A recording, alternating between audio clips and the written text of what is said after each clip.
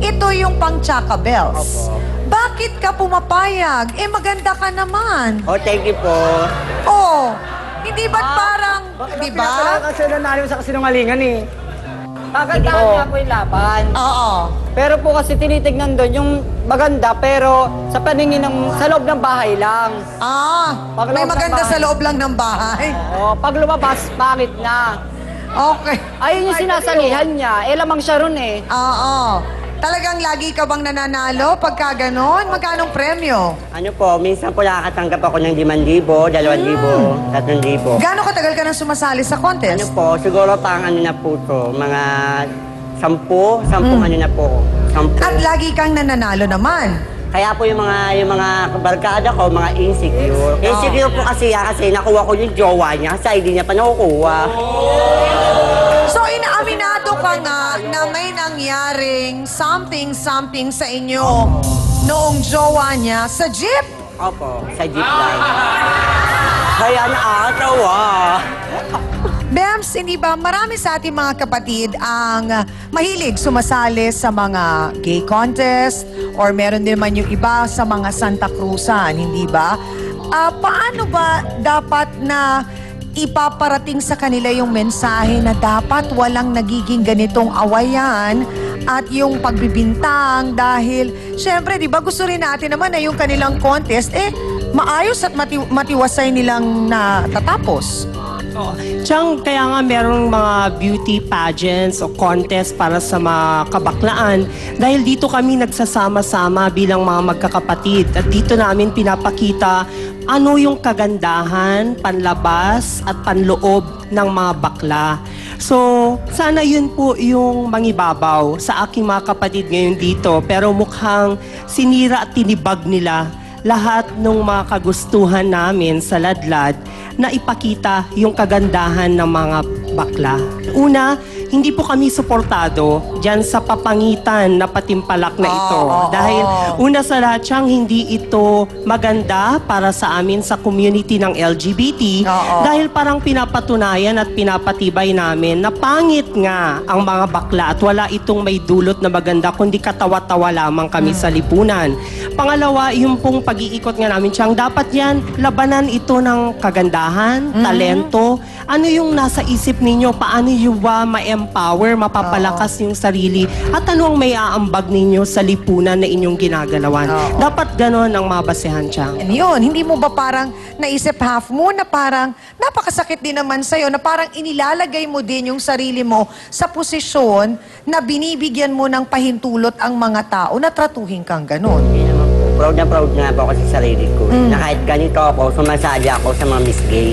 Ipinakikita ko yung talent ko na kahit ganito, na kahit maagad yung mga kalaban ko. So parang para sa'yo, mas tinitignan mo na lang yung positibo na, nanalo ako at nakabog ko ang beauty nila. Ay, naku mga kasawsawan, ayan, narinig na natin mismo kay Half Moon. Okay lang naman pala sa kanya. So mga kasawsawan, eto na nga, nandito ang reigning binibining pangkalawakan. Yun nga lang, sinasabing siya at ang kanyang grupo ay may mga kakuntsaba kaya naipanalo ang contest. Sa tingin ninyo, nagkaroon nga ba ng dayaan? Kung oo, puti ang itataas. Kung pula, abay, ibig sabihin, parang hindi kayo naniniwalang may dayaan. Pakita nga ng inyong mga boto. Boto hands, go!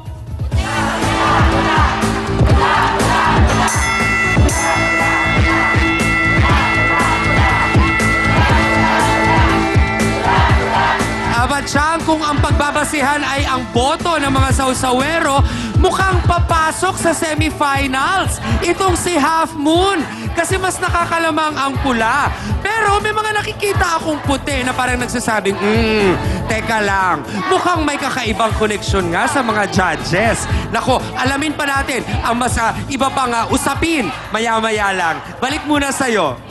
Ang kanyang ipinagtataka nga ay kung bakit sa taglay niyang talino't ganda ay tinalo pa rin daw siya ni Half Moon. Wala raw duda na may dayaang nangyari. Narito, si Reynaldo Mamarey Bautista. Pasok!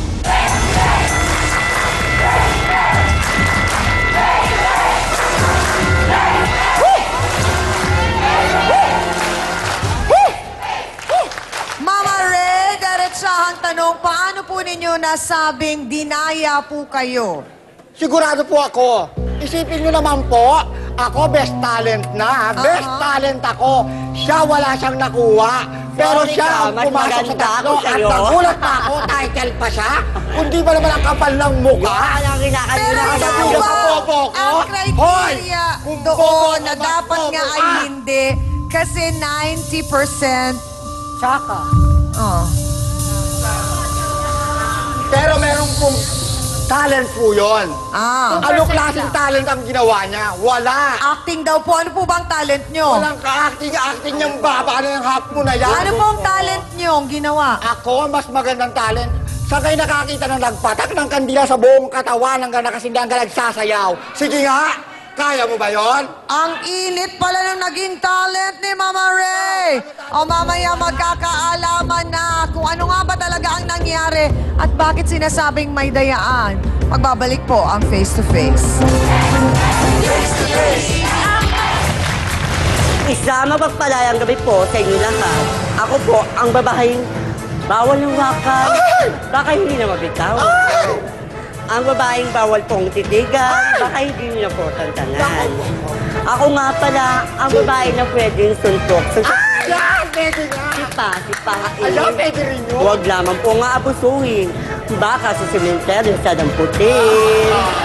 Facebook sa usawa na mga kapatid. Lalaine Chudosyo. Hello po, Chang Ami. The